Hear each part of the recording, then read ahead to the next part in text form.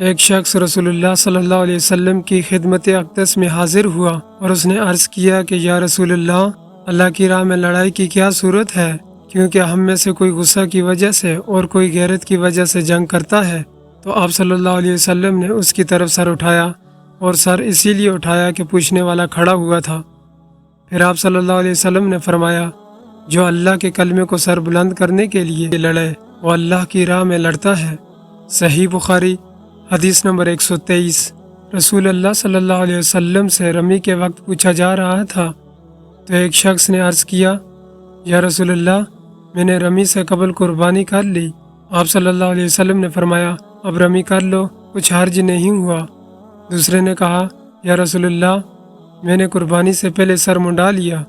آپ صلی اللہ علیہ وسلم نے فرمایا، اب قربانی کر لو، کچھ حرج نہیں۔ اس وقت جس چیز کے بارے میں جو آگے پیچھے ہو گئی تھی آپ سے پوچھا گیا، آپ صلی اللہ علیہ وسلم نے یہی جواب دیا، اب کر لو، کچھ حرج نہیں۔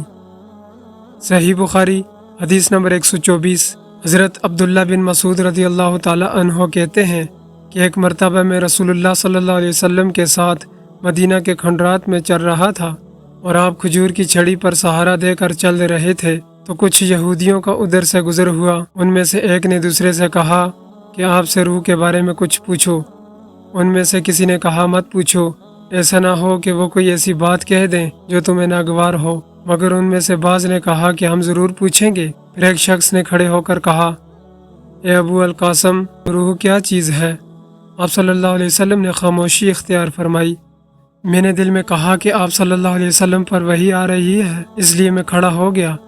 جب آپ صلی اللہ علیہ وسلم سے وہ کیفیت دور ہو گئی تو آپ صلی اللہ علیہ وسلم نے قرآن کی یہ آیت جو اس وقت نازل ہوئی تھی تلاوت فرمائی، اے نبی، تم سے یہ لوگ روح کے بارے میں پوچھ رہے ہیں، کہہ دو کہ روح میرے رب کے حکم سے ہے، اور تمہیں علم کا بہت تھوڑا حصہ دیا گیا ہے، اس لیے تم روح کی حقیقت نہیں سمجھ سکتے۔ صحیح بخاری حدیث نمبر 125۔ رسول اللہ صلی اللہ علیہ وسلم نے ایک مرتبہ ارشاد فرمایا کہ اے عائشہ، اگر تیری قوم دور جاہلیت کے ساتھ قریب نہ ہوتی بلکہ پرانی ہو گئی ہوتی۔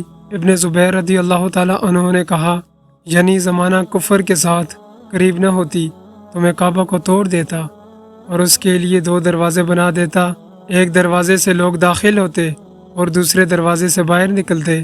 صحیح بخاری حدیث نمبر 126۔ حضرت علی رضی اللہ تعالیٰ عنہ کا ارشاد ہے، لوگوں سے وہ باتیں کرو جنہیں وہ پہچانتے ہوں۔ کیا تمہیں یہ پسند ہے کہ لوگ اللہ اور اس کے رسول کو جھٹلا دیں؟ صحیح بخاری حدیث نمبر 127۔